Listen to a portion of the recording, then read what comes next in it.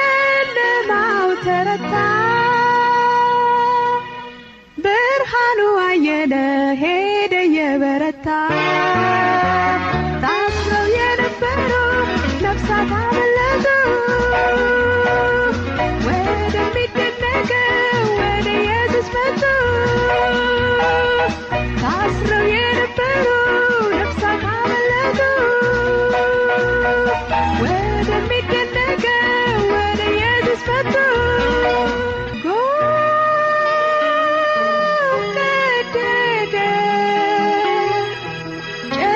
ጨለማው ተረታ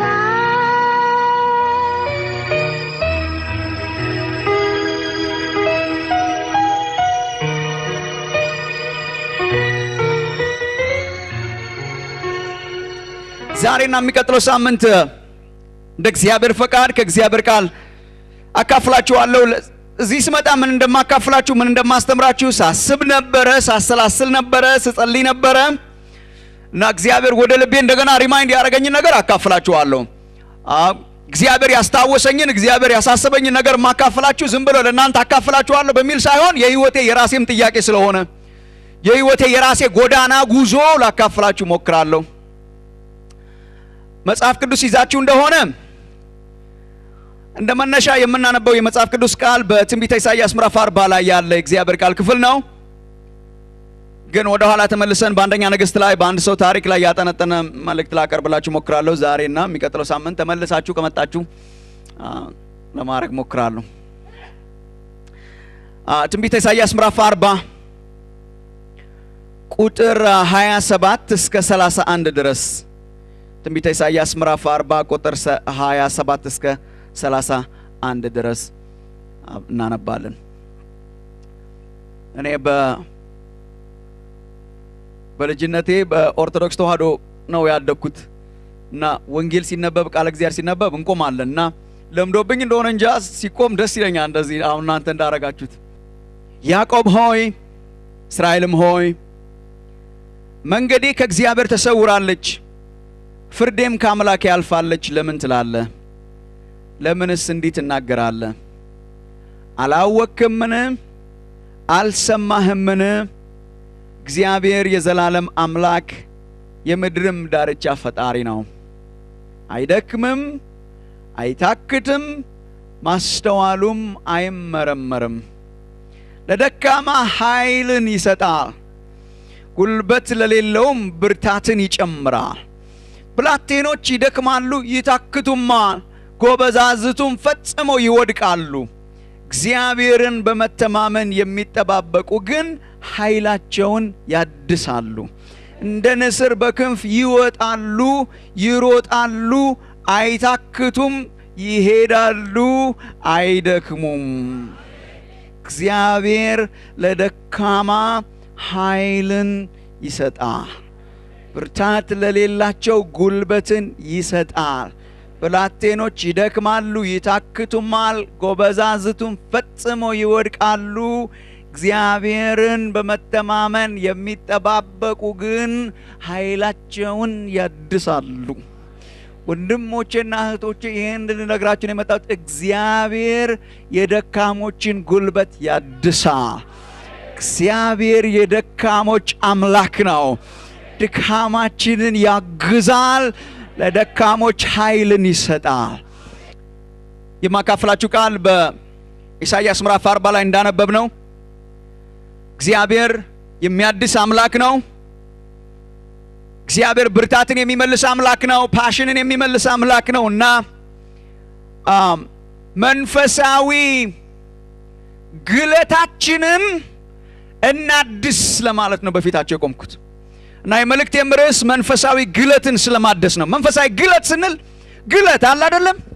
ለጌታ የነበረን ግለት፣ መነሳሳት፣ ደስታ፣ ጉልበት በእንግሊዝኛ ፓሽን ይሉታል። ፓሽን ጌታን ስንቀበል ስናመልክ ባለፉት ዘመናት የነበረን ፓሽን፣ ግለት፣ መነሳሳት፣ ጉልበት፣ ኃይል እሱን እግዚአብሔር እንዲያድስልን ነው።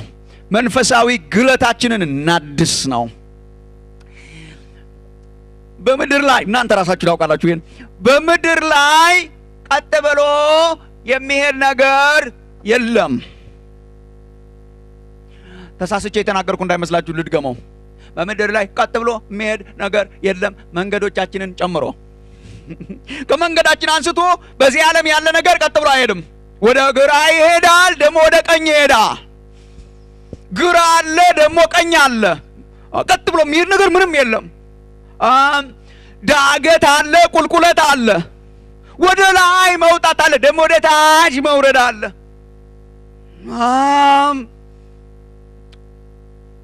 ሙቀት አለ፣ መቀዝቀዝ አለ። ሞቃታማ ቀን አለ፣ ቀዝቃዛ ቀን አለ። በጌታ በኢየሱስ ስም ሰልችቶኛል ይሄ የመለዋወጥ መንፈስ ብለን ብንገስጸውም ነገ ጠዋት ሜቴዎሮሎጂ ማድመጣችን አይቀርም። ዝናባማ ቀን አለ፣ ፀሐያማ ቀን አለ። ይለዋወጣል። ቀጥ ብሎ የሚሄድ ነገር ምንም የለም። ሐዘን አለ፣ ደግሞ ደስታ አለ። መነሳት አለ፣ መቀመጥ አለ። ከፍታ አለ፣ ዝቅታ አለ። ደስታ አለ፣ ሐዘን አለ። ቀጥ ያለ ነገር የለም። በዓለም ላይ በዚህ ምድር ስንኖር ኮንስታንት የሆነ ነገር የለም። እሱ ቢሆን ኖሮ ህይወት በአንድ በኩል ያሰለች ነበረ። ህይወት ያልሰለችን አንዱ ነገር ዛሬ አንዱን ስንለው ነገ አንዱ ስለሆነ ነው። ተለዋዋጭ ነው እና የእናንተን አላቅም። እኔ መንፈሳዊ ህይወቴም እንደዚያው ነው። መንፈሳዊ ህይወትም ልክ እንደዛው ነው። በመንፈሳዊ ህይወት እንዲያው በቃ ስጀምር በነበረኝ ቀጥ ባለ አስፋልት ላይ ነኝ የምትሉ ሰዎች ካላችሁ እንዳላችሁ አላውቅም። መንፈሳዊ ህይወት ከፍ ይላል፣ ደግሞ ዝቅ ይላል። መንፈሳዊ ህይወት በደስታ ይሆናል። ጸሎት በደስታ ይሆናል። ምስክርነት በደስታ ይሆናል። አይታወቅህም። ቃል ስታነብ ደስታ ይሆናል። መንፈሳዊ ህይወት በጣም የደስታ የሚሆንበት ጊዜ አለ፣ ደግሞ ስራ የሚመስልበት ጊዜ አለ። እናንተን አላውቅም። አንድ ጓደኛዬ እንዳለው አንድ ጓደኛችን አንድ ጊዜ እዚህ ካዛንቺስ አገኘነውና መንገድ ላይ ቆማ ነው ደህና ነህ እንደምን ደህና እግዚአብሔር ይመስገን ምናምን አለ። ሰላም ነው ሁሉ ሰላም ነው ምናምን አለ። አገልጋይ ነው፣ ደስ የሚል በጣም ግሩም ጓደኛችን ነው። እና ህይወት እንዴት ነው ምናምን አለ ነው። ወንድሞቼ እስካሁን ድረስ ስለኔ ምንም አልሰማችሁም እንዴ ምናምን አለ። በእውነት እኔ አልሰማሁም ነበር። ለካ በጣም ይሰማ ነበር ስለሱ። እኔ አልሰማሁም። እኛ አልሰማንም ምናምን። ስለኔ አልሰማችሁም? አልሰማንም። ስለ አገልግሎቴ ምንም አልሰማችሁም? በእውነት አልሰማንም። ስማ አቤት ስማ አቤት እኛ እኮ አገልግሎቴ እኔ ህይወቴ አየር ላይ ነን ያለነው ምናምን ይላል እየደጋገመ እና እኛ እንሰማለን ዝም ብለን። ስማ ድንጋር አየር ላይ ነን ያለነው ምናምን ይላል። እና ህይወት እንደዚህ የሚሆንበት ጊዜ አለ። አየር ላይ የምንሆንበት ጊዜ አለና እንጃ ለእናንተ መንገድ ጥሩ እንደሆነ እንዳልሆነ ግን አጠገቤ የነበረ ጓደኛዬ በጣም ተንኮለኛ ነው፣ ቀልደኛ ነውና አየር ላይ ነን ያለነው እያለ ብዙ ሲያበዛ፣ ታዲያ አሁን እዚህ ካዛንቺስ ያገኘን አመት ረፍት ወስደነው አየር ላይ የምንሆንበት ጊዜ አለ። አመት ረፍት የወሰድን የሚመስለን ጊዜ አለ። ሰማይ ላይ የተሰቀለን የሚመስለን ጊዜ አለ። ምድር ላይ የምንሆንበት ጊዜ አለ። ከፍ የምንልበት ጊዜ አለ። ዝቅ የምንልበት ጊዜ አለ። ህይወት ደስታ የሚሆንበት ጊዜ አለ። ሐዘን የሚሆንበት ጊዜ አለ። ማለት አየር ላይ የሚመስለን ጊዜ አለ። ካዛንቺስ የሚመስለን ጊዜ አለ። እና ይወጣል ይወርዳል። እኔ ፓሽኔ እኔ ፓሽኔ ይወጣልኛል። አንዳንድ ጊዜ ደስ ይለኛል። ስሰብክ በደስታ ነው፣ ስጸልይ በደስታ ነው፣ መጽሐፍ ቅዱስ ሳነብ በደስታ ነው። ስራ አይመስለኝም። ሌሊት እነቃለሁ፣ አነባለሁ፣ እጸልያለሁ። በጣም ግለት የሚመለስበት ጊዜ አለ። ዓለማዊ ሳገኝ መሰክራለሁ። በጣም ሁሉ ነገር የሆነ አየር ላይ ያለ ይመስለኛል። ደግሞ ምን እንደሚያወርደኝ እንጃ። አንዳንዴ ደግሞ የምወርድበት ጊዜ አለ። እና መጽሐፍ ቅዱስ ላይ ይሄንን ፈልጌ ለማግኘት ሞክሬያለሁ እኔ። ግለት ይወጣል፣ ፓሽን ይወጣል፣ ደግሞ ይወርዳል። እና የህይወቴ ትልቅ ጥያቄ እኔ ፓሽኔ በሚወርድበት ጊዜ ወንድሜ ግለት ወርዶ እንደሆነ አንተ ብቻ አይደለም እኔና አንተ ግን አሁን መጠየቅ ያለብን ግለታችን በሚወርድበት ጊዜ እንዴት ነው እንደገና መታደስ የምንችለው? መንፈሳዊ ግለት እንዴት ነው እንደገና የሚታደሰው? ፓሽን እንዴት ይታደሳል? ለጌታ ያለ ፓሽን። አሁን እኔ እንግሊዝኛ የምጠቀምበት ስለምወደው ነው ቃሉን እንጂ ግለት ማለት ነው። ለጌታ ያለን ፓሽን ስለ አገልግሎት አይደለም የምናወራው፣ ስለ መስበክ ስለ መዘመር ብቻ አይደለም ነው፣ ግን ፓሽን ግለት ማለት ነው። እንደ አዲስ ክርስቲያን መሆን ማለት ነው። መብረር ማለት ነው። እንደ ድሮ መቃጠል ማለት ነው። እንዴት ነው የምንሆነው እንደዛ? ይሄን ማሰብ አለ። እንዴት ነው ፓሽኔት የምንሆነው እንደገና ፓሽኔት ምን ቀዝቀዝ ያልነው የተረጋጋ ነው እንደገና አለመረጋጋት የምንችለው እንዴት ነው? ትልቁ ችግራችን እኛ ቸርች መረጋጋትን መንፈሳዊ እድገት ብለነዋል። እግዚአብሔር መረጋጋትን መንፈሳዊ እድገት አይለውም። የእግዚአብሔር ፍቅር አያረጋጋም። እኔ ወንድም እኔ የተረጋጉ ሐዋርያት አላነብም። አብደዋል ምናምን የሚባሉ ሐዋርያት ነው የማነበው። እንዴት ነው ፓሽናችን የሚታደሰው እንደገና? ይሄንን የሚገልጥልኝ ታሪክ እግዚአብሔር ሪማይንድ ያደረገኝ ከጥቂት ዓመታት በፊትም በጣም ሳስበው ነበር። እሱን ነው የምናየው። መጽሐፍ ቅዱስ ይዛችሁ እንደሆነ አንደኛ ነገሥት ምዕራፍ 17 18 19 ላይ ያለ ታሪክ አለፍ ብለን እናያለን። አንደኛ ነገሥት ምዕራፍ 17 18 19 ኦፍ ኮርስ የነብዩ ኤልያስ ታሪክ ነው። የነብዩ ኤልያስ ታሪክ ነው። እኔ እንደ ኤልያስ ታሪክ ድራማቲክ ታሪክ አይቼ አላውቅም በባይብል ውስጥ። በመጽሐፍ ቅዱስ ውስጥ በጣም ድራማቲክ ነው ህይወቱ። ኤልያስን በጣም ላይ ታገኘዋለህ። እንደኛ ጓደኛ መንገድ ላይ ብናገኘው አየር ላይ ነን ያለነው አየር ላይ ነን፣ እዛ ላይ ታገኘዋለህ። አንዳንድ ጊዜ ደግሞ ድራማቲካሊ ደግሞ ቀዝቅዞ ደግሞ ታገኘዋለህ። አንዳንዴ ከፍ ብሎ እናገኘዋለን፣ አንዳንዴ ዝቅ ብሎ እናገኘዋለን። እንትን ነው ድራማቲክ ነው። ይወጣል ይወርዳል። የከፍታ ጊዜ ያለው የመውረድ ጊዜ ያለው። እግዚአብሔር ደግሞ እንደገና ያድሰዋል። እና በሱ ሰውዬ ታሪክ አንዳንድ ነገር ላሳያችሁ ግለታችንን ስለማድስ ወንድሞች እናቶች።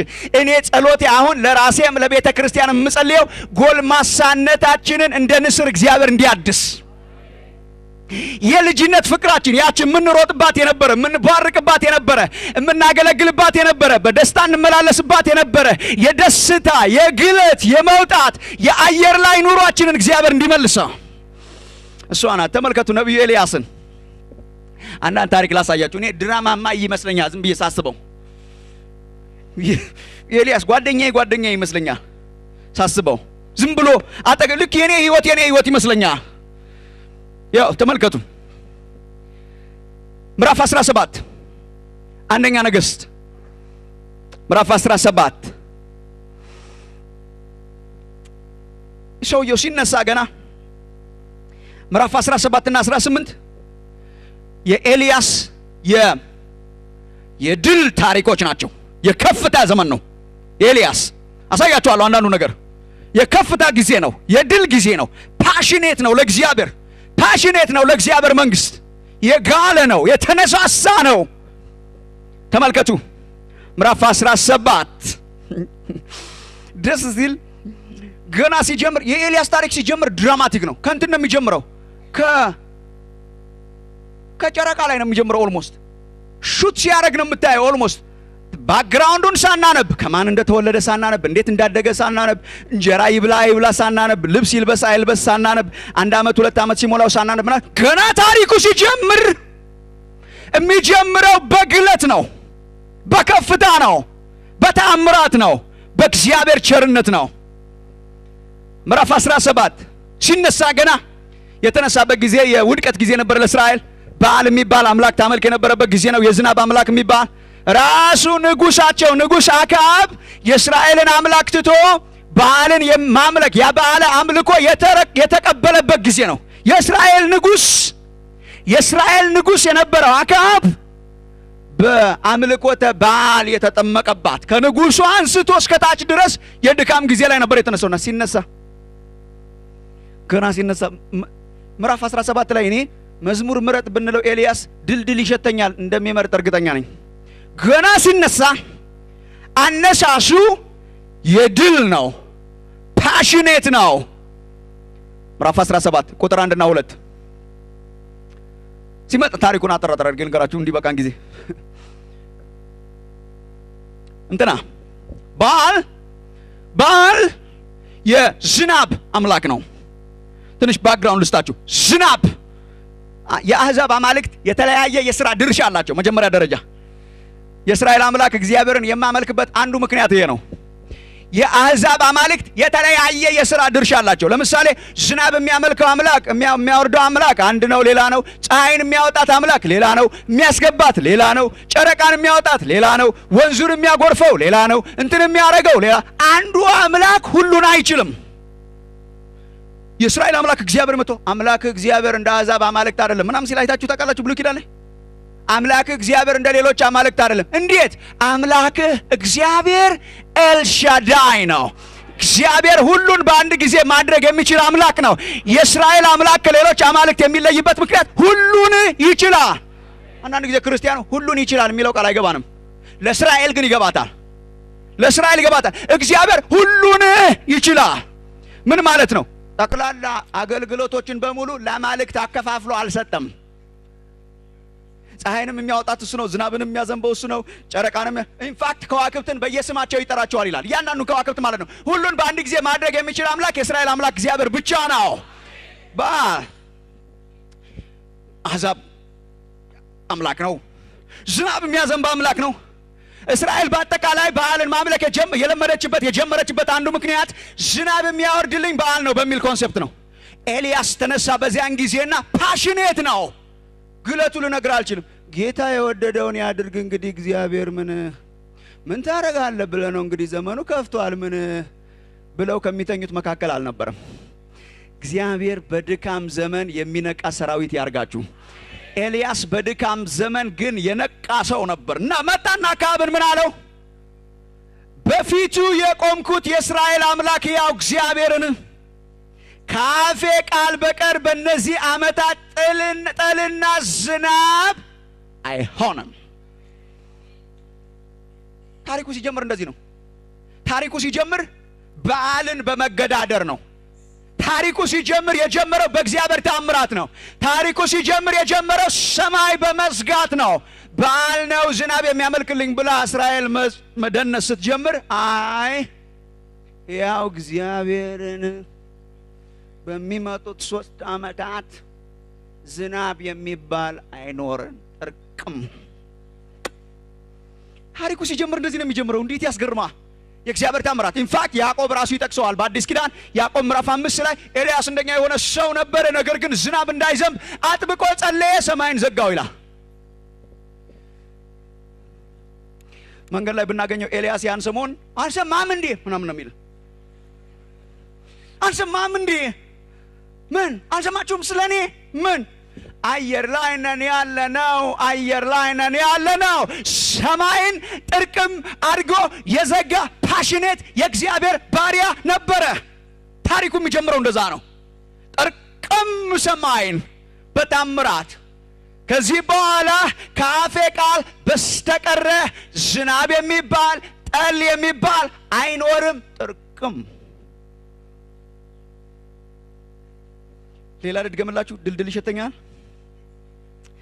ቁጥር 3 እስከ 7 ሰማዩን ጥርቅም አድርጎ ዘግቶ ምን ሊበላ ነው እሱ ብሎ አእምሮ ማሰላሰል ሲጀምር እግዚአብሔር መጣና በስዋሂልኛ ነግሮት ከሆነ ሐኩነ መታታ ችግር የለም። ቁጥር 2 ተመልከቱ። የእግዚአብሔር ቃል መጣለት። ምን የሚል ቃል መጣለት? ከዚህ ተነስተ ወደ ምስራቅ ሂድ፣ እሺ፣ በዮርዳኖስም ትይዩ ባለው በኮራት ፈፋ ውስጥ ተሸሸግ፣ እሺ፣ አንተ ከወንዙ ትጠጣለህ፣ ምግብስ ቁራዎች በዚያ ይመግቡ ዘንድ አዝዣለሁ። እሺ፣ ሄደም እንደ እግዚአብሔር ቃል አደረገ። ሄዶም በዮርዳኖስ ትይዩ ባለው በኮራት ፈፋ ውስጥ ተቀመጠ። ቁራዎች በየጠዋትና በየማታው እንጀራና ስጋ ያመጡለት ነበር፣ ከወንዙም ይጠጣ ነበር። እኔ መጽሐፍ ቅዱስን ጥርግ አድርጎ የሚያምን ሰው ነኝ። ያስገርመኛል ግን አምነዋለሁ። እግዚአብሔር ምን አለው? ምድሪቱ ደርቃለች። ሐኩነ መታታ። እሺ፣ ችግር የለም። እሺ፣ ሂድ ወደ ዮርዳኖስ። ከዛስ ዝም ብለህ ቁጭ በል በዋሻ። ምን እበላለሁ? ጠዋትና ማታ ምግብ የሚያመላልሱ አሞራዎች አዝዤልሃለሁ። ምን ያመጡልኛል? ስጋ ያመጡልሃል፣ እንጎቻ እንጀራ የተጋገረ ያመጡልሃል። ከዛ ምን አደርጋለሁ? ትበላለህ፣ ትጠጣለህ። ዋስ ከዮርዳኖስ ትጠጣለህ። በቃ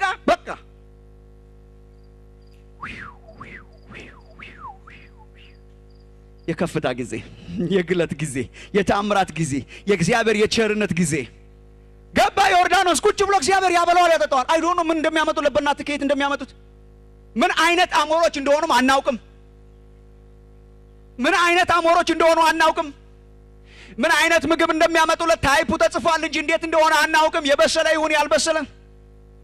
እግዚአብሔር ግን በምድረ በዳ የሚያኖር አምላክ ስለሆነ፣ እግዚአብሔር በድርቅ ዘመንም ባሮችን የሚያኖር አምላክ ስለሆነ ጠዋትና እያመጡ ያበሉታል።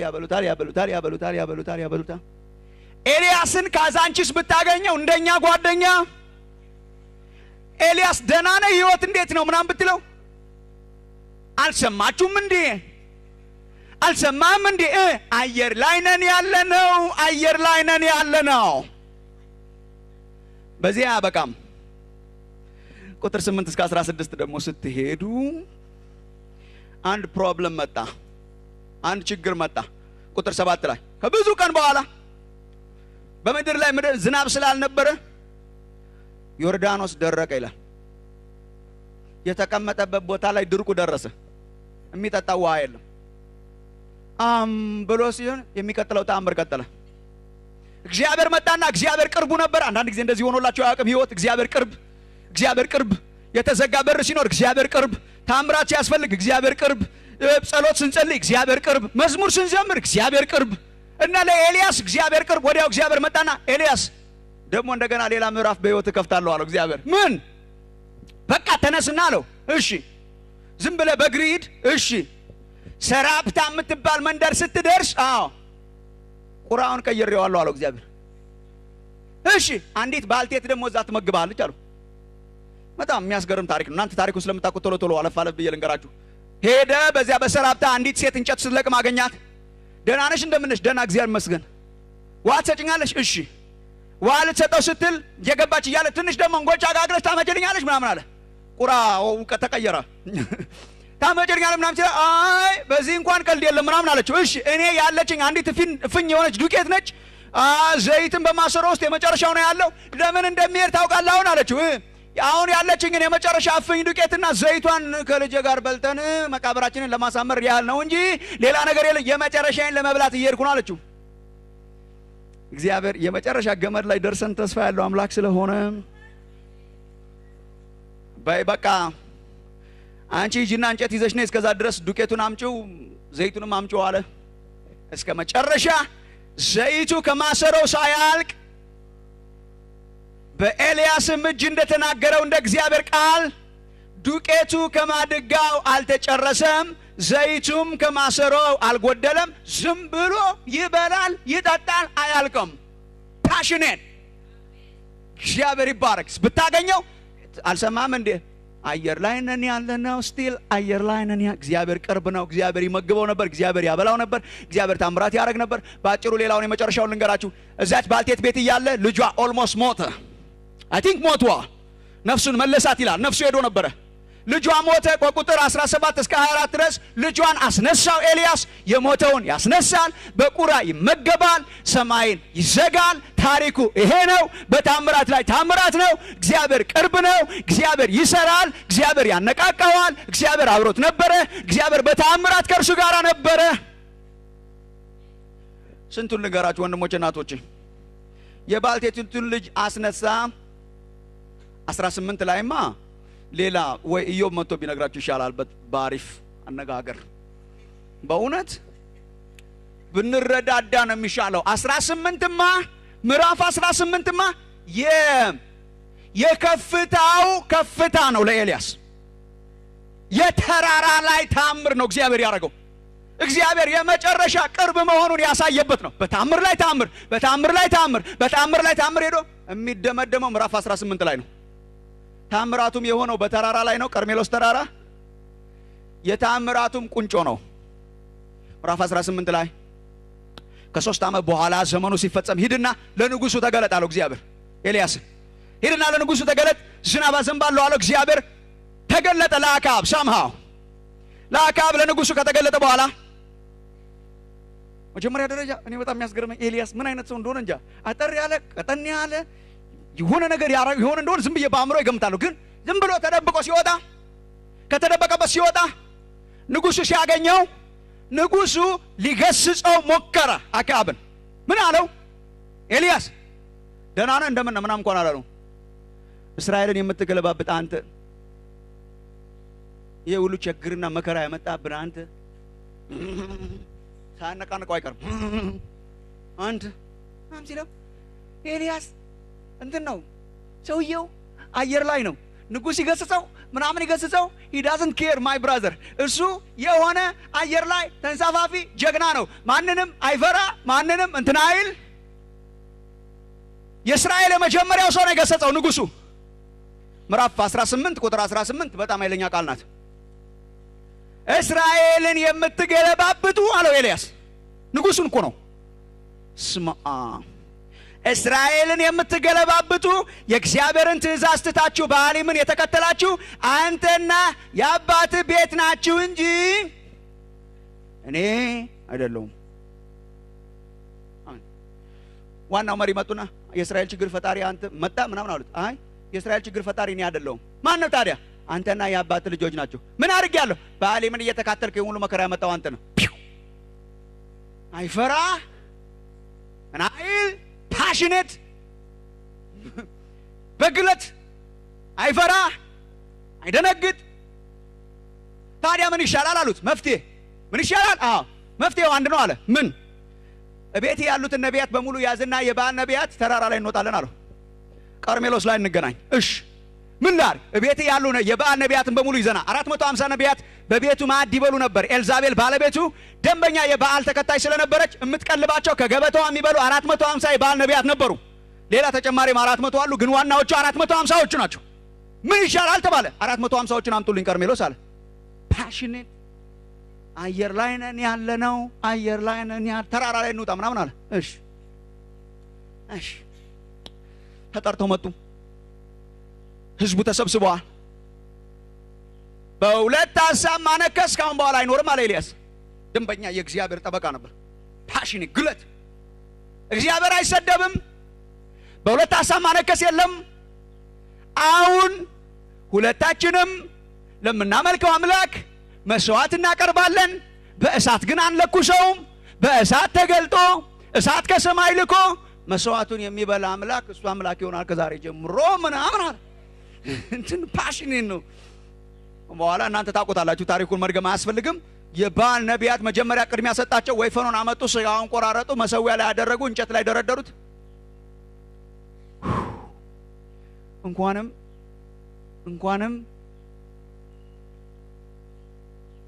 እንኳንም የእግዚአብሔር የእስራኤል አምላክ ተከታዮች አረጋችሁ። እንዴት አድካሚ እንደሆነ እንኳንም እሱን አልተከተልን ከጠዋት እስከ ቀትር ድረስ። አንተ እግዚአብሔር እኮ ቢቆጣም እንኳን የሚቆጣው ለጥቂት ጊዜ ነው ይላል መጽሐፍ ቅዱስ። ሲቆጣ እንኳን ቁጣው ለጥቂት ጊዜ ነው የሚለው። ከጠዋት ጀምሮ እስከ ቀትር ድረስ በዓል ሆይ ስማን፣ በዓል ሆይ ስማን ሲሉ ዋሉ ይላል መጽሐፍ ቅዱስ እንደሚነግረን። በሰሩት መሰዊያ ዙሪያ እያነከሱ ያሸበሽቡ ነበር። ቁጥር 27 በቀትር ጊዜ እንትና ማሾፍ ጀመረ ኤልያስ። ፓሽኔት ነው የሰውዬ። አየር ላይ ነን ያለ ነው። አምላክ ነውና በታላቅ ቃል ጩሁና፣ ምናልባት ሐሳብ ይዞታል ወይ ፈቀቅ ብሏል ወይ ወደ መንገድ ሄዷል ወይም ተኝቶ እንደሆነ መቀስቀስ ያስፈልገዋል እያለ አላገጠባቸው ይላል። አይፈራ አይደነግጥ። ፓሽኔት ነው። ምንም አይመስለው። ሩትን ምናልባችሁ ተኝቶ ከሆነ መቀስቀስ ያስፈልጋችሁ ይሆናል። ሄዶ ከሆነ አቤት ያለው ኮንፊደንስ በእግዚአብሔር። እንወራረድ ምናምን ይላል ብታገኘው። እንወራረድ። አምላክ ማን ነው? እግዚአብሔር አምላኬ ነው አምላክ። እሺ እንወራረድ። ኢንፋክት እንደ ልማዳቸው እየጮሁ ደማቸው እስኪፈስ ድረስ ገላቸውን እየባጨሩ ቢለምኑ ቅድም እንደዘመር ነው አምላካቸው ጆሮ አለው አይሰማም፣ አይን አለው አያይም። በኋላ ኤልያስ ተራው ደረሰ። ተሸነፉ። ጎል አላስገቡም። አትሊስት መሸነፋቸው ቀጥሎ ነው የሚረጋገጠው። በኋላ ኤልያስ ቀረበ፣ መስዋዕቱን ፈርሶ የነበረውን የእግዚአብሔር መሰዊያ ሰራ፣ አበጀ፣ ድንጋዮችን አመቻቸ፣ የመሰዊያውን ድንጋዮች ጉድጓድ አስቆፈረ፣ እንጨቱን ረበረበ፣ በውሃ ኢንፋክት ጉድጓዱን በውሃ አስሞላው፣ በውሃ ሙሉ አለ። በእግዚአብሔር ኮንፊደንት ነበረ፣ መስዋዕቱን አቀረበ። ለእናንተ ምን ለፈልፋለሁ? ቃሉን ብናነባው አይሻልም? ቁጥር 36 የጸለያ ጸሎት በጣም ደስ ትለኛለች። አጭር ጸሎት ናት። ሲለፈልፍ አልዋለ። ከጠዋት እስከ ቀትር የማያስለፈልፍ አምላክ ስላለን እግዚአብሔር ይባረክ። አቤቱ የአብርሃምና የይስሐቅ የእስራኤልም አምላክ ሆይ አንተ በእስራኤል አምላክ እንደሆንክ እኔም ባሪያህ እንደሆንኩ ይህን ሙሉ በቃልህ እንዳደረግኩ፣ ለካ እግዚአብሔር ተናግሮት ነበር። ለዚህ ነው ኮንፊደንሱ። ይህን ሙሉ በቃልህ እንዳደረግኩ ዛሬ ይገለጥ አንተ አቤቱ አምላክ እንደሆንክ፣ ልባቸውንም ደግሞ እንደመለስህ ይህ ሕዝብ ያውቅ ዘንድ ስማኝ አቤቱ ስማኝ። ይችና ጸሎቱ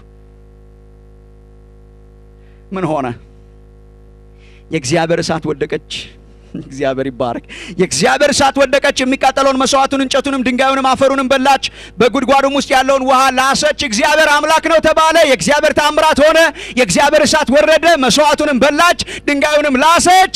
እግዚአብሔር አምላክነቱን አረጋገጠ። በማን ጸሎት? በኤልያስ። እግዚአብሔር አጠገቡ ነበረ። አይፈራ። ፓሽኔት ማን። ከዛ ቀጥሎ ዝናብ ዘነበ። እናንተ ታውቁታላችሁ። አካብን ሂድ ወደ ቤት፣ በቃ ውሽንፍሩ ሳይመጣብህ ሂድ ወደ ቤት አለው።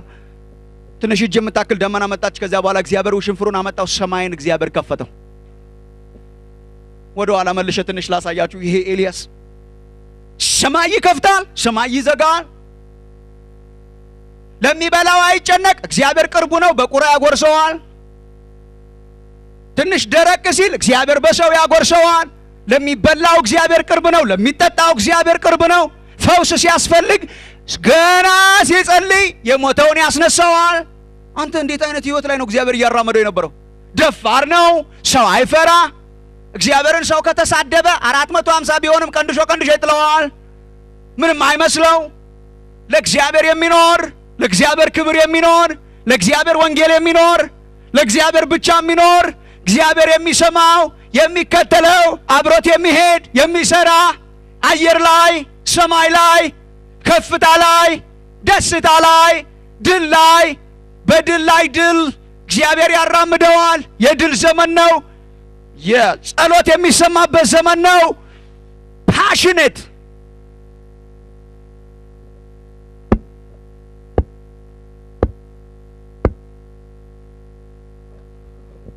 ምዕራፍ 19 እስክንገባ ድረስ።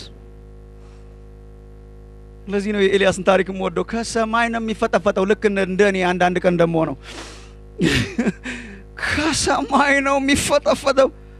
ተመልከት። የሚቀጥለውን ምዕራፍ ማንበብ ትችላላችሁ እናንተ። ኤልያስ ነው ብላችሁ ማመን ትችላላችሁ። የስካው ነው አካብ ንጉሱ ማለት ነው።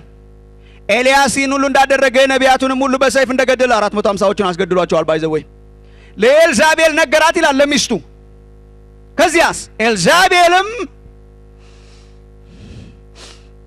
ነገ በዚህ ሰዓት በዚህ ጊዜ ነፍስን ከነዚህ እንዳንዲቱ ነፍስ ባላደርጋት አማልክት ይህን ያድርጉብኝ ይህንም ይጨምሩብኝ ብላ ወደ ኤልያስ መልእክተኛ ላከች ይላል። ትንሽ ቁሙ እዚች ላይ። አንደኛ ፊት ለፊት አላገኘችውም። አንተ ብለህ አላለችው እንደ ባሏ መልእክተኛ ነው የላከችው። ትላንትና እንኳን ባሏን ፊት ለፊት እስራኤልን የምትገለባበጥ አንተ ነፍስን ምናምን ሲለው እስራኤልን የምገለባበጥ እኔ ሳልሆን አንተ ነህ ምናምን አላለም እንዴ? ትላንትና ድራማቲክ የሚሆንብኝ እዚህ ላይ ነው። ኤልያስ ትላንትና ባሏን ግጥም አድርጎ አልነገረውም?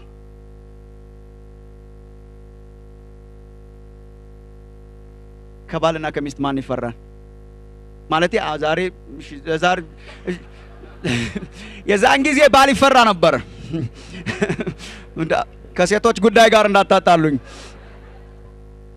እውነት ትላንትና ግጥም አድርጎ ባሏን የነገረው ሰውዬ መልእክተኛ ላከችበት። አንደኛ መልእክተኛ ነው የላከችበት። ሁለተኛ የመልእክቱን ይዘት አይታችሁታል እናንተ? የመልእክቱን ይዘት አይታችሁታል? ነገ እንዳስገደልካቸው እንደ ነቢያቴ ነፍስ አንገትህን ባላስቆርጥህ ነገ እንደነሱ ባላረግህ አማልክቶቼ ይህንን ያርጉብኝ ይህንን ይጨምሩብኝ ብላ መልእክተኛ ላከችለት።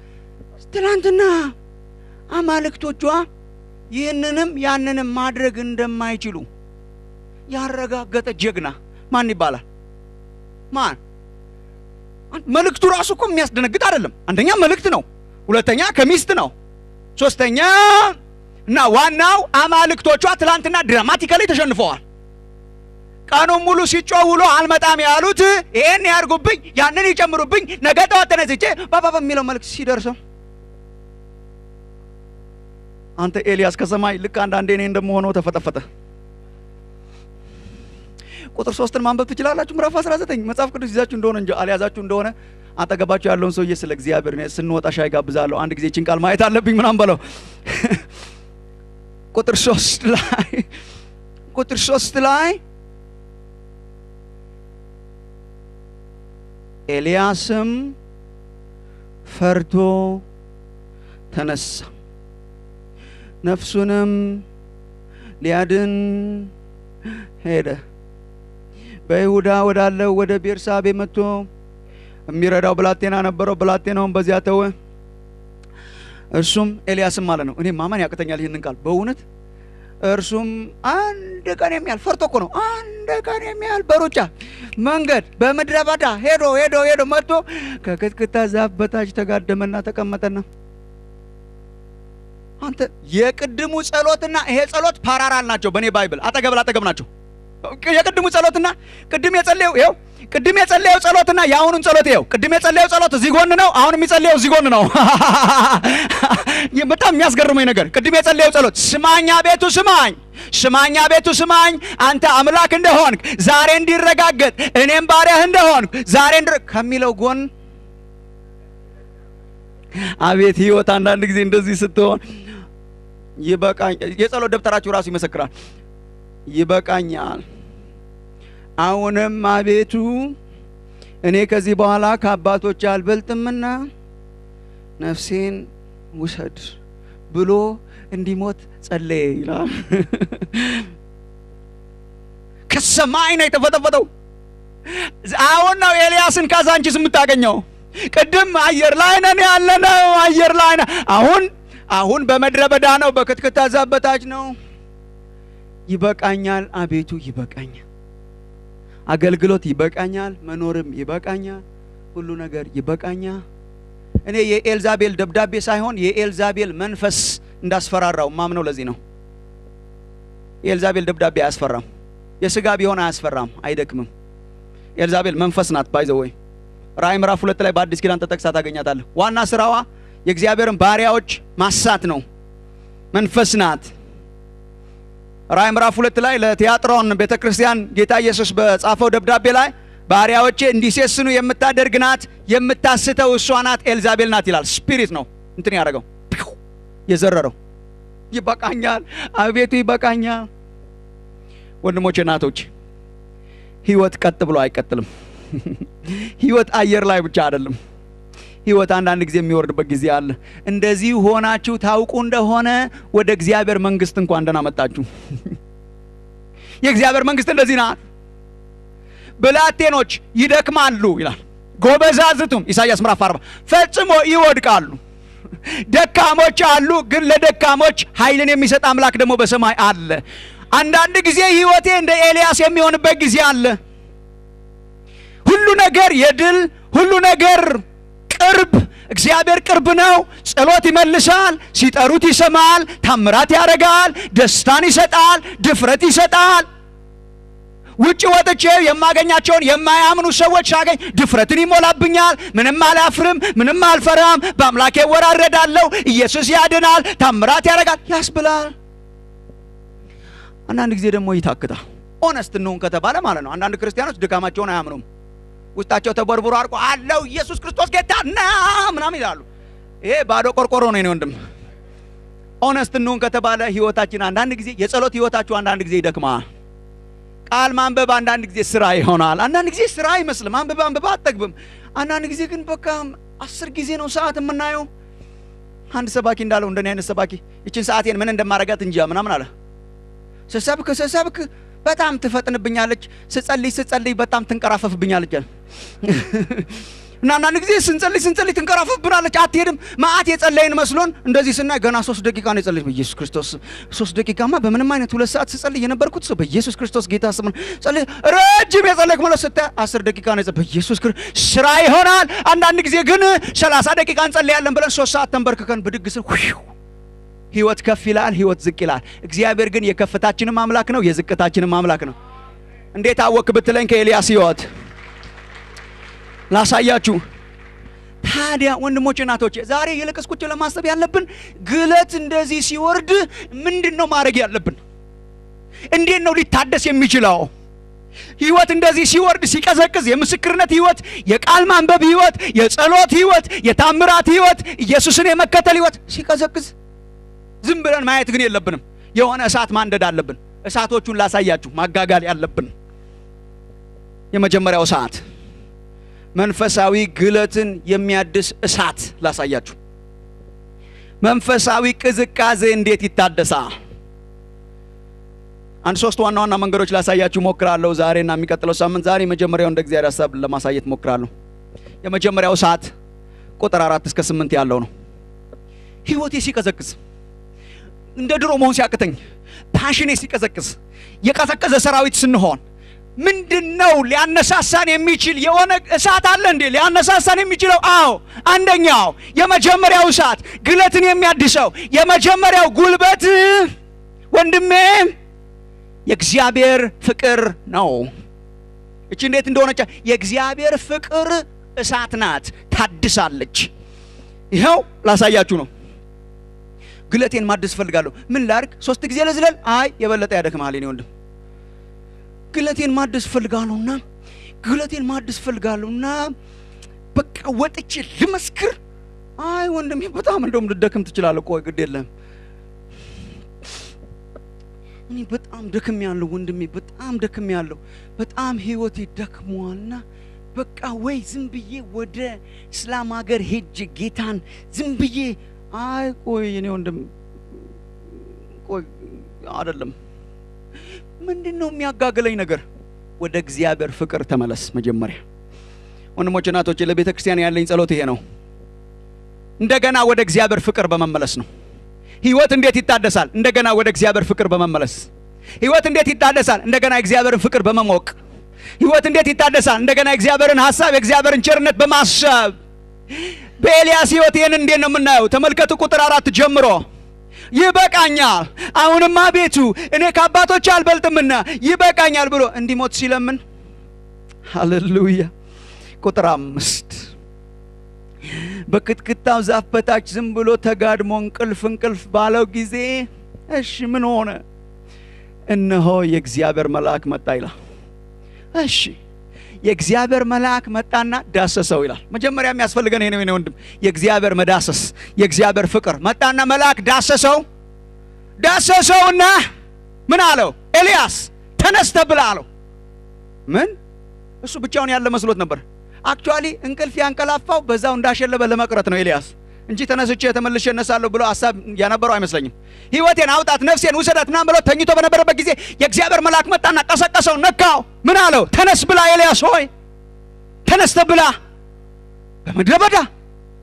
በምድረ በዳ ማንም በሌለበት ምንም በሌለበት በምድረ በዳ የዮርዳኖሱ አምላክ፣ የኮራት ፈፋው አምላክ፣ የሰራፕታው አምላክ፣ የትላንትናው አምላክ፣ በቁራ የመገበው አምላክ ለካ ዛሬም የኤልያስ አምላክ ነው። ተጋድሞ በነበረበት ጊዜ ለካ የእንጎቻ አምላክ ነው፣ የፍቅር አምላክ ነው፣ የሚያበላ አምላክ ነው፣ የርህራሄ አምላክ ነው። ተመልከቱ ወንድሞቼ እናቶቼ፣ ተነስተህ ብላ አለው። ሲመለከትም እነሆ በራሱ አጠገብ የተጋገረ እንጎቻና በማሰሮ ውሃ አገኘ ይላል። አቤት የእግዚአብሔር ታምር! አቤት የእግዚአብሔር እጅ! አቤት የእግዚአብሔር ፍቅር! አቤት የእግዚአብሔር ርህራሄ! በምድረ በዳ ልክ ከእንቅልፉ ሲነቃ እንጎቻ አለ። ልክ በቀደም ሲያበላ የነበረው ወደዚህ ተመለስ ነው እግዚአብሔር የሚለው፣ ወደ ቀደመው እንጎቻ፣ ወደ ቀደመው ፍቅር። አጠገቡ ደግሞ ውሃ አለ። አይ ቲንክ የኤልያስ ድካም ጥልቅ ሳይሆን አይቀርም። በላና ትንሽ፣ ከዛ ትንሽ ደግሞ ከውሃው ጎንጨት አለና ተመልሶ ተኛ ይላል። ወንድሞቼ እናቶቼ፣ አንዳንዶቻችሁ ይህንን መስማት አለባችሁ። እግዚአብሔር አምላክሽ ባንቺ ተስፋ የማይቆርጥ አምላክ ነው። እኔ በሆን ኤልያስን ትቼው እሄዳለሁ።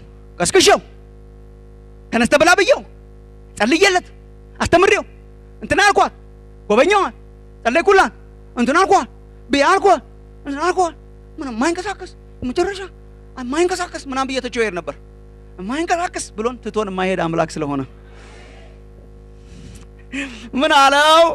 የእግዚአብሔር መልአክ ደግሞ ሁለተኛ ጊዜ መጥቶ ዳሰሰውና እግዚአብሔር እኮ በህይወት የሚያኖረን በሁለተኛ እድል፣ በሁለተኛ መዳሰስ፣ በሁለተኛ መነካት፣ በሁለተኛ ቻንስ ነው። ሰከንድ ቻንስ። ሁለተኛ መጥቶ ዳሰሰውና የምትሄድበት መንገድ ሩቅ ነውና ተነስተ ብላ አለው። ተነስቶ በላ ይላል። ይሄ እንጎቻ ተራ እንጎቻ እንዳልሆነ ላሳያችሁ ወንድሞቼ እናቶቼ። ተነስቶ በላ ጠጣም፣ በዚያም ምግብ ኃይል ይላል። አየ ፍቅር ኃይል አላት፣ ምግብ ኃይል አላት፣ የእግዚአብሔር ቸርነት ኃይል አላት፣ የእግዚአብሔር ፍቅር ኃይል አላት። በዚያ ምግብ ኃይል እስከ እግዚአብሔር ተራራ እስከ ኮሬብ ድረስ 40 ቀንና 40 ሌሊት እግዚአብሔር አስጓዘው። እግዚአብሔር የተባረከ ይሆን። የእግዚአብሔር ኃይል፣ የፍቅር ኃይል፣ የቸርነቱ ኃይል፣ የእንጎቻው ኃይል፣ የውሃ ተነስና ብላ ነው እግዚአብሔር። ምንን? ፍቅሬን፣ ቸርነቴን፣ እንጎቻዬን፣ የትላንትናውን ዛሬም እግዚአብሔር እኔ እግዚአብሔር ነኝ ወዳለሁ አለው። ወደ እግዚአብሔር ፍቅር ተመለሰ። በእግዚአብሔር ቸርነት ኃይል፣ በእግዚአብሔር ምግብ ኃይል፣ በእግዚአብሔር እንጀራ ኃይል፣ በእግዚአብሔር ውሃ ኃይል እስከ ኮሬብ ድረስ 40 ቀንና 40 ሌሊት ተጓዘ። ፓሽን በምን ይታደሳል? የእግዚአብሔርን ፍቅር በመጠጣት። ፓሽን በምን ይታደሳል? የእግዚአብሔርን ፍቅር በህይወታችን እንደገና በመመለስ በማሰብ። ቁርጥ ያለ ነገር ልነግራችሁ ነው። ለነገሩ እኮ መንፈሳዊ ህይወት የሚደክመው ለእግዚአብሔር ያለን ፍቅር ሲቀዘቅዝ ነው። እሱን እኮ ነው ድካም የሚለው እግዚአብሔር። ድካም ማለት እኮ በፊት አይታወቅም። ድካም ማለት እኮ የሚታወቀው የእግዚአብሔር ፍቅር በህይወታችን ሲቀዘቅዝ ነው። እግዚአብሔርም የሚያነሳሳው እግዚአብሔር ድካም የሚለው ፍቅር ሲቀዘቅዝ ነው። እግዚአብሔር መነሳት የሚለው ፍቅርን ሲያጋግለው ነው። እኔ ወንድሞቼ ናቶቼ ስለዚህ ነገር አሁን በጣም እየዞርኩ ነው የምለፈልፈው። ወደ እግዚአብሔር ፍቅር እንመለስ። ወደ እግዚአብሔር ፍቅር እንመለስ። እግዚአብሔር የጠራን ለፍቅር ነው። ፍቅር እግዚአብሔር ለምንድን ነው የጠራኝ? ለፍቅር። ሌላስ ምንም። እግዚአብሔር ለምንድን ነው የጠራኝ? ለፍቅር እንድንዋደድ። አዎ እቺን በጣም እንደው እቺን በእውነት እቺን ልመልሳችሁ ወደ ክትትል ትምህርት ወደ ድሮዋ። እግዚአብሔር ለምንድን ነው የጠራኝ? ለፍቅር። ሌላስ ምንም። ለምንድን ነው የጠራኝ? ለፍቅር። እግዚአብሔር አንድ ቀን መጣና እስራኤልን ሻት አፕ አላት። ዘዳግም ምዕራፍ 6 ቁጥር 4 እስከ 5። ዘዳግም ምዕራፍ 4 ላይ ቁጥር 4 እና 5 ላይ እስራኤል ሆይ ስማ አለው። መጀመሪያ ደረጃ እቺ ድምጽ ታስፈልገናለች። አንዳንዶቻችን ስማ እስራኤል፣ አሜን፣ ስማ። ሸማ ሸማ ኦፍ ኢዝራኤል ይባላል። ይሄ ሸማ የመጽሐፍ ቅዱስ አዋቂዎች እንደሚነግሩን ሸማ በዕብራይስጥ ስማ ሸማ ነው። መጣና እግዚአብሔር ሸማ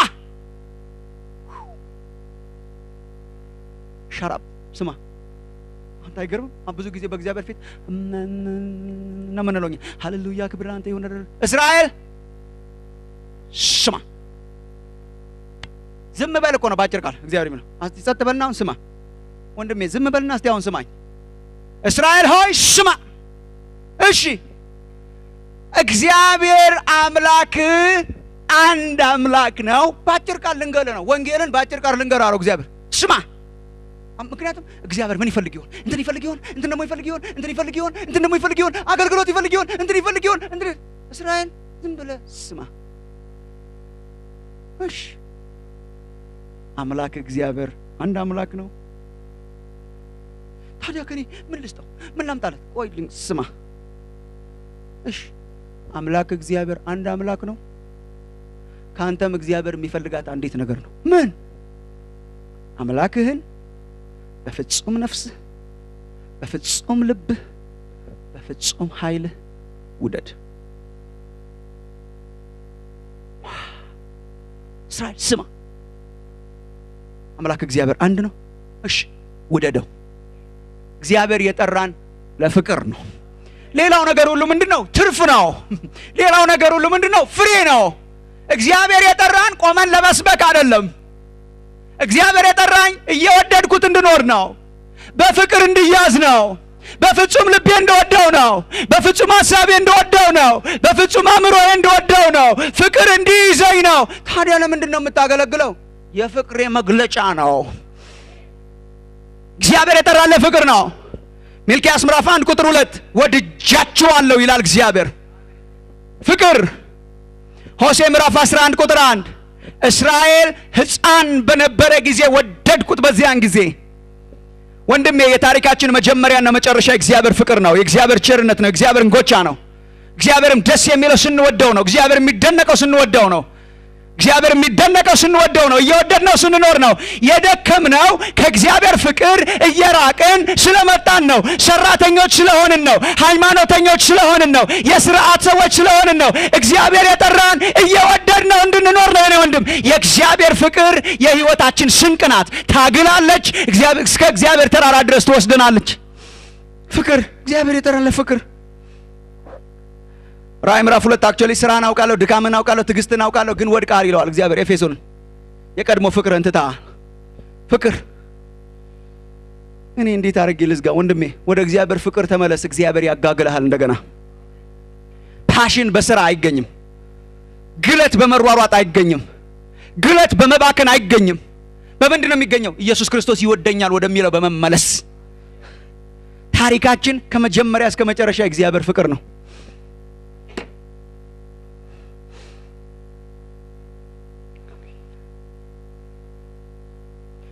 ወንድሜ ከፍቅር በስተቀር እግዚአብሔር ከኛ ጋር ታሪክ የለውም። እኔ ኢየሱስ ከሰማይ ሲመጣ አንድ ነገር ብቻ ነው ይዞ የመጣው ብዬ ነው የማምነው፣ ፍቅር። እግዚአብሔር ዓለምን ሁሉ ስለወደደ አንድያ ልጁን ምን አረገ? ታሪካችን የሚጀምረው በምንድን ነው? በፍቅር። የሚቀጥለው በምንድን ነው? በፍቅር። የሚነሳሳው በምንድን ነው? በፍቅር። ኢየሱስ ክርስቶስ ይወደኛል። አንድ ቃል ብቻ አንብቤላችሁ ልጨርስ፣ ሰዓታችሁ ካልሄደ። ወንድሞቼ እናቶቼ ታሪካችሁን ባጭሩ ማወቅ ትፈልጋላችሁ? እኔም ታሪኬ ባጭሩ ታውቃለሁ። ታሪኬ ባጭሩ ታሪክ ታውቁ እንደሆነ ጨቡዴ ዳንዴ ሰኞ ተወለደ፣ ማክሰኞ ተደረደረደረደረ ባጭሩ።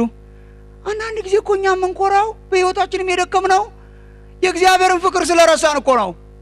አንዳንድ ጊዜ እኮ የተሞኘነው እኛ ነን።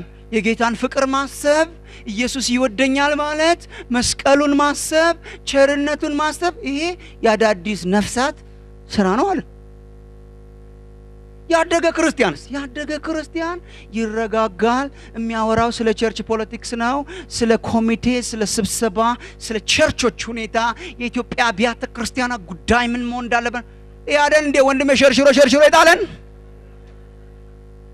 የታሪካችን ጅማሬም የታሪካችን ፍጻሜም የቸርች ፖለቲክስ ሳይሆን እግዚአብሔር ፍቅር ነው። ወንድም ስማ፣ ወንድሜ ስማ፣ እስራኤል ሆይ ስማ፣ እስራኤል ሆይ እግዚአብሔር የጠራ ለፍቅር ነው። እግዚአብሔር የጠራሽ ለፍቅር ነው። እኔ ልቤን የሰበረው አንድ እግዚአብሔር ቃል አንብቤ ጨርስላችኋለሁ። እኔ ታሪኬ ከዚህ ውጭ አይደለም። ታሪካችን ይሄ ነው። እስቲ ሕዝቅኤል ምዕራፍ 16 ይሉ። እግዚአብሔር እስራኤልን ተመለሽ የሚላት ከፍቅር ስትርቅ ነው። ከፍቅር ርቃ ስትሄድ ተመለሽ፣ ደክመሻል፣ ተመለሽ፣ ፈጣሪሽ ባልሽ ነው፣ ተመለሽ፣ ነይ ውደጂው፣ ተመለሽ። መድከም ማለት ከእግዚአብሔር ፍቅር መውረድ ማለት ነው። ተመለሽ። ወዴት ልመለስ? ወደ ፍቅሬ ተመለሽ። እስቲ ተመልከቱ ወንድሞቼ እናቶቼ ሕዝቅኤል ምዕራፍ 16ን እንዴው ዝም ብዬ አንብቤ ለመጨረስ ያህል ነው እንጂ እሱስ እስራኤል ታሪክሽን ልንገርሽ። ጥቂት ቁጥሮችን እያነበብኩ ልንገርሽ። ስምህን ማስገባት ትችላለህ። እኔ ስሜን አስገብቼ አንብቤው አውቃለሁ። ታድሸበት አውቃለሁ። እግዚአብሔር ሲያነሳኝ አውቃለሁ። ፍቅሩ እንጀራ ሲሆነኝ አውቃለሁ። ውሃ ሲሆነኝ አውቃለሁ። በምድረ በዳ ሲመራኝ አውቃለሁ። የእግዚአብሔር ቃል ወደ እኔ እንዲህ ሲል መጣ። ምዕራፍ 16 አቤት መጽሐፍ ቅዱስ ብትይዙ እንዴት አሪፍ ነው። እግዚአብሔር ቃል ወደ እኔ እንዲህ ሲል መጣ። ምን ሲል? የሰው ልጅ ሆይ ለኢየሩሳሌም ርኩሰቷን አስታውቃት፣ እንዲህ በል ጌታ እግዚአብሔር ለኢየሩሳሌም እንዲህ ይላል። ታሪክሽን ልንገርሽ። እሺ ኢየሩሳሌም ሆይ፣ አስቴር ሆይ፣ ጌታቸው ሆይ፣ ማሙሻ ሆይ፣ ዘርሽና ትውልድሽ ከዘርና ከትውልድ ጀመረው እግዚአብሔር። ዘርሽና ትውልድሽ ከከነዓን ምድር ነው። አባትሽ አሞራዊ ነበረ፣ እናትሽም ኬጢያዊ ነበረች። ቁጥር 4 በተወለድሽ ጊዜ ትውልድ ስትወለጂ ምን እንደምትመስል ልንገርሽ። ማወቅ አትፈልጉም አንዳንዶቻችሁ። በተወለድሽ ጊዜ ልጅ በነበርሽ ጊዜ ገና ስትወለጂ ከማህፀን ስትወጪ በተወለድሽ ጊዜ በዚያ ቀን በተወለድሽ ቀን በዚያ ቀን እትብትሽ አልተቆረጠም ነበረ። ንጹህ ትሆኚ ዘንድ በውሃ አልታጠብሽም፣ በጨው አልተቀባሽም ነበረ፣ በጨርቅ አልተጠቀለልሽም። በተወለድሽበት ቀን ከሰውነትሽ ጉስቁልና የተነሳ በሜዳ ላይ ተጣልሽ እንጂ ከዚህ አንዳች ይደረግልሽ ዘንድ አይራራልሽም፣ ማንም አላዘነልሽም። እስራኤል ኮርታለች። አሁን ለአገልግሎት የተጠራች መስሏት። ልንገርሽ ታሪክሽን። በተወለድሽ ጊዜ እንደወጣሽ ደም በደም ነበርሽ። አልታጠብሽ፣ አልተጠራረግሽ፣ አልታጠብሽ፣ በጨርቅ አልተጠቀለልሽ፣ ሜዳ ላይ ተጠለሽ፣ ስትጮይ ሰማውሽ ሳልፍ።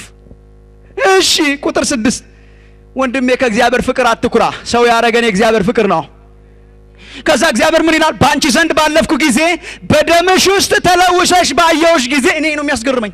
በደምሽ ውስጥ ተለውሰሽ አስቀያሚ ሆነሽ ባየውሽ ጊዜ በደምሽ ተለውሰሽ በደምሽ ተለውሰሽ ባየውሽ ጊዜ በደምሽ እንዳለሽ በሕይወት ኑሪ አልኩሽ። ምን? አዎ በደምሽ እንዳለሽ በሕይወት ኑሪ አልኩሽ፣ ወደድኩሽ። ከዛ ላይ ቀጥላል። አገባውሽ፣ ጌጥ አረኩልሽ፣ የኔ ሆንሽ። ኔክስት ዊክ አነብላችኋለሁ፣ ግን ልጅነቷን ብቻ። እስራኤል በደምሽ ተለውሰሽ እንዳለ አቅፌ የኔ ነሽ አልኩሽ፣ በደምሽ እንዳለሽ በሕይወት ኑሪልኝ አልኩሽ፣ የራሴ አረኩሽ፣ ወደድኩሽ። ምን እያል? በደምሽ እያለሽ የኔ ነሽ አልኩሽ፣ ዝም ብለሽ ወደድኩሽ። እኔ ይሄ ቃል የገባኝ ሰሞኑን ልጅ የወለድን ቀን ነው። 4 ወር በፊት 3ኛ ልጃችንን አገኘን። መጀመሪያ ደረጃ ልጅቷ የተወለደች ቀን ሕዝቅኤል 16 የገባኝ የዛን ቀን ነው። መጀመሪያ የምጥ ቀን ነበር። ከባድ ቀን ነበር። ታውቁታላችሁ የወለዳችሁ ሰዎች፣ በጣም ከባድ ቀን ነበር። እና በጠዋት ሆስፒታል ሄድን። ባለቤቴ በኦፕራሲዮን መውለድ ነበረባት። 2 ኦፕራሲዮኖች ከዚህ በፊት ስላደረገች ኦፕራሲዮን ማድረግ ነበረባት። ከዚህ በፊት ልጆች ስንወልድ ኦፕራሲዮን ስትደረግ እኔ በ30 ደቂቃ ውስጥ ነው ዜና የምሰማው ተወልዷል የሚል እና እየፈራች ገባች እና ገባች። አው ተባባልን። አንድ ጓደኛ አጠገቤ ነበር፣ ፓስተር ነው። የሷ ቤተሰቦች አጠገቤ ያሉ እና ገባች። ምጡ ጀመረ። እሷ በማደንዘዣ እኔ ያለ ማደንዘዣ። እሷ በማደንዘዣ ነው፣ ምንም አልታወቃትም። 1 ሰዓት ሆነ፣ ምንም ወሬ አልሰማንም። ከገባች ማለት ነው። ምጤ እየጨመረ መጣ። 2 ሰዓት ሆነ፣ ምንም ወሬ አልሰማንም። ከዛ በኋላ እያንዳንዷ ደቂቃ የምጥ ነበረች ወንድሜ።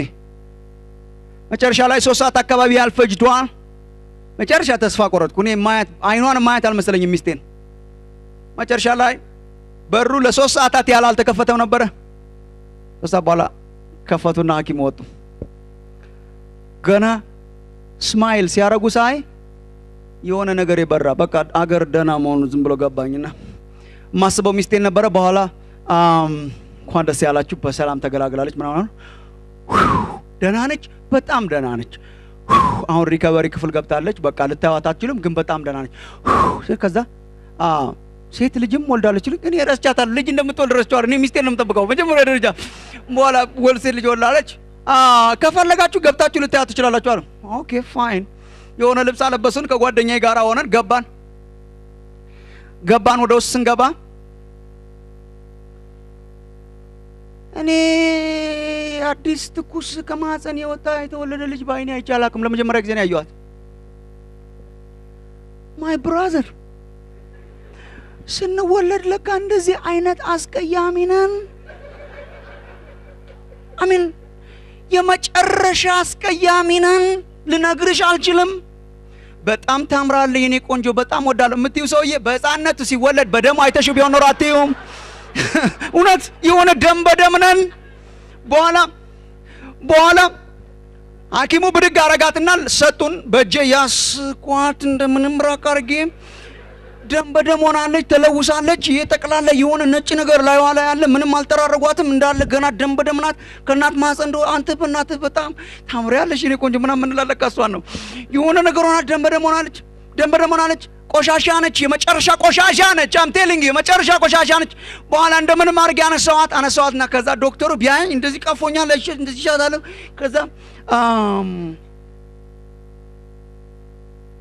መሳምም ትችላለህ አለኝ። ጓደኛዬ አጠገቤ ያለው ፓስተር አይ ዶክተር ምኗ ላይ ይስማታል። ሕዝቅኤል 16 የገባኝ የዛን ቀን ነው ወንድሜ። በአጠገብሽ ባለፍኩ ጊዜ በደምሽ ተለውሰሽ ነበር። የራራልሽ ማንም የለም፣ ያቀፈሽ ማንም የለም። እትብትሽ አልተቆረጠም። በላይሽ ላይ ደም ነበረ፣ ቆሻሻ ነበረ፣ ደም በደም ነበርሽ። በዚያን ጊዜ ባየሁሽ ጊዜ ወደድኩሽ። በደምሽ እንዳለሽ በህይወት ኑሪ ያልኩሽ፣ በደምሽ እንዳለሽ ወደድኩሽ። በደምሽ እንዳለሽ አቀፍኩሽ። በደምሽ እንዳለሽ ሳምኩሽ። ታሪክሽ የጀመረው ከደም ነው። ታሪክሽ የጀመረው ከፍቅር ነው። ቆሻሻ በነበርሽ ጊዜ እግዚአብሔር አነሳሽ፣ እግዚአብሔር ወደደሽ፣ እግዚአብሔር አቀፈሽ፣ እግዚአብሔር አጠበሽ፣ እግዚአብሔር ሰው አረገሽ። የእግዚአብሔር ፍቅር ሰው አረገን። የእግዚአብሔር ፍቅር ሰው አረገን። እግዚአብሔር የተባረከ ይሁን። ሰው ያረገን የእግዚአብሔር ፍቅር ነው። የሚያኖረን የእግዚአብሔር ፍቅር ነው። የሚያበረታን የእግዚአብሔር ፍቅር ነው። ጨረስኩ። ፓሽናችሁ ወርዶ እንደሆነ ወደ እግዚአብሔር ፍቅር ተመለሱ። ፓሽን በሴሚናር ብዛት አይገኝም። ፓሽን በእውቀት ብዛት አይገኝም። ግለት በአገልግሎትም አይገኝም። ግለት የሚገኘው ዘሎ ወደ ኢየሱስ እንደገና በመግባት እንደገና ብልቃጡን በመስበር እንደገና በሽቶውን በማፍሰስ እንደገና በጠጉራችን እግሩን በማበስ እንደገና ፍቅሩን ኤክስፔሪየንስ በማድረግ እንደገና እንጎቻውን በመብላት እንደገና ውሃውን በመጠጣት እግዚአብሔር ይወድሻል፣ እግዚአብሔር ይወድሃል። ወደ እግዚአብሔር ፍቅር ተመለስ። እግዚአብሔር ህይወትህን ያድሰዋል። ሌሎቹን እሳቶች ኔክስት ዊክ እናያለን። ጸሎት አጭር ላድርግላችሁ።